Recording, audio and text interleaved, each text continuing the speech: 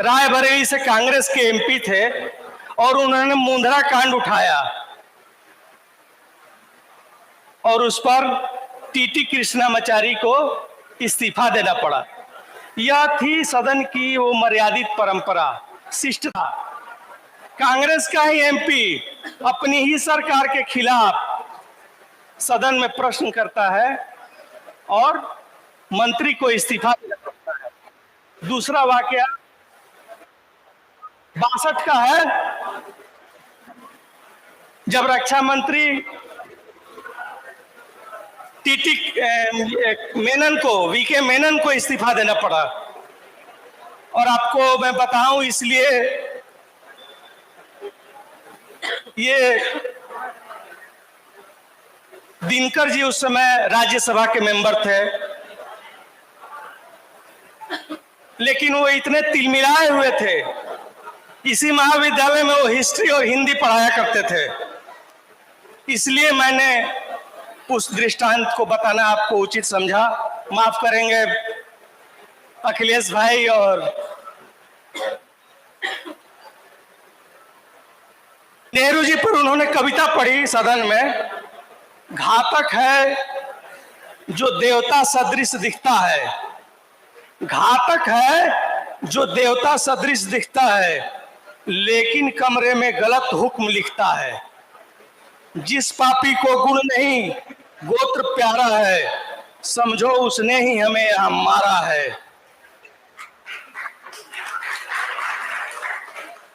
जो सत्य जानकर भी न सत्य कहता है, या किसी लोभ के विवश मूक रहता है, उस कुटिल राजतंत्री कदर को धिक है। यह मुख सत्यहंता कम नहीं वधिक है। लेकिन यही नेहरू जी के बारे में दिनकर जी ने उनको लोकदेव नेहरू कहा।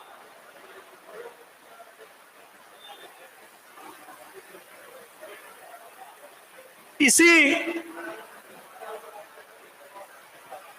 भाषण में 62 के चीन के बाद जब सदन में चर्चा हो रही थी, तो उन्होंने फिर एक कविता पढ़ी, रे रोक युधिष्ठिर को न यहाँ, जाने दे उसको स्वर्ण धीर, पर फिर हमें गांडीव गदा लौटा दे अर्जुन भीमवीर।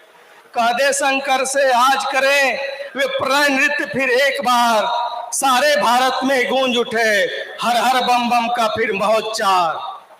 ले अंगड़ाई हिल उठे धरा, करनिज विराट स्वर में निनाद, तू शैलिराट हुंकार भरे, फट जाए कुहा भागे प्रसाद। तू मौन त्याग कर सिंहनाद, रे तपी आज तप का नकाल, नवयुग शंख ध्वनि जगा रही, तू जाग जाग मेरे विशाल। ये हिमालय नाम की कविता थी जो दिनकर जी ने सदन में पढ़ी थी और नेहरू जी को इससे बहुत दुख पहुंचा था। इतना ही नहीं, लाल किले पर कार्यक्रम था झंडा फहराने का, नेहरू जी मंच पर चढ़ने लगे, इस बीच में उनके पांव फिसलने लगे, तो दिनकर जी ने सहारा दिया। तो नेहरू जी ने कृतज्ञता ज्ञापित करते हुए कहा कि तुमने बचा लिया सहारा देकर। तो उन्होंने कहा कि जब राजनीति बेसहारा हो जाती है तो राजनीति सहारा देती है, साहित्य सहारा देता है। और भी बहुत सारी बातें हैं, लेकिन फिर कभी बात करेंगे। लेकिन हमारे दो ये सब बड़े सदन के सब वरिष्ठ लोग हैं, हम तो सदन के बाहर रहकर हम लोग देखते लिखते हैं, जानते हैं। आप इनको सुनिए, इनके विचारों को सुनिए। एक बात मैं कहना चाहूंगा जो मैंने अभी तक पिछले 30 वर्षों की पत्रकारिता में देखा है, दलों में आंतरिक लोकतंत्र का होना बहुत जरूरी है। दूसरा, आत्ममंथन करना होगा और आत्मानुशासन की जरूरी है। अब कार्यकर्ताओं का प्रशिक्षण नहीं होता है किसी दल में। अब गुपचुप से कहीं होता हो 1 दिन 2 दिन का दिखाने के लिए कार्यकर्ता प्रशिक्षण शिविर, तो मैं नहीं कह सकता हूं, लेकिन मैंने पढ़ा है कि सोनपुर में 2 महीने का समर स्कूल ऑफ पॉलिटिक्स लगा था, जिसमें आचार्य जेबी कृपलानी, मीनू मसानी, पीलू मोदी जैसे बड़े लोग आए थे और सोनपुर में 2 महीने तक कांग्रेस सोशलिस्ट पार्टी के कार्यकर्ताओं को प्रशिक्षित किए थे।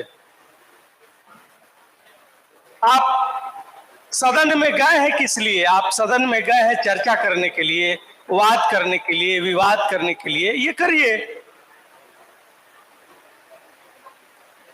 मैं अपनी बात खत्म करना चाहूंगा। लोहिया जी की बड़ी मशहूर पंक्ति है, सड़कें जब सुनी हो जाती है तो संसद आवारा हो जाती है। आज स्थिति ये है कि सड़कें आवारा हो गई हैं और संसद में कोलाहल है। बाकी मैं अपने आने वाले बड़े भाइयों के ऊपर छोड़ता हूं। मैंने विषय प्रवेश करा दिया। आप सभी लोगों को बहुत बहुत धन्यवाद। कहीं मुझसे गलती हुई होगी तो मुझे माफ करिएगा।